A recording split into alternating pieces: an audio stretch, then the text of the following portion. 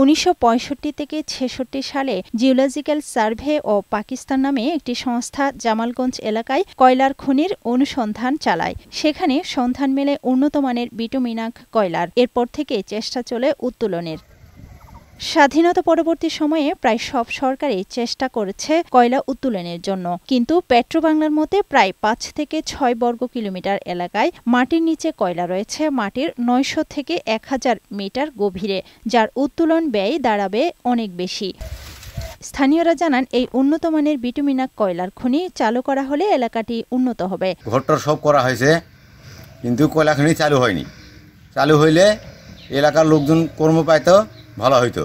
এখানে যদি কয়লা তুলতো এলাকার লোকজন কর্মসংস্থা হতো। এখানে কয়লা তুললে আমাদের এলাকার লোকের কিছু উন্নতি হতো। সম্ভাবনাময় এই কয়লা খনি আলুর মুখ দেখবে বলে আশা প্রকাশ করলেন খনির দায়িত্বরত এই কর্মকর্তা। প্রকল্পটি যদি চালু করা হয় তাহলে অনেক লোকের কর্মসংস্থান হবে। প্রকল্পটি চালু করার বিষয়ে পেট্রোবাংলা ও সরকার তারা বুঝবে। আফরোজা সুলতানা, বৈশাখী সংবাদ।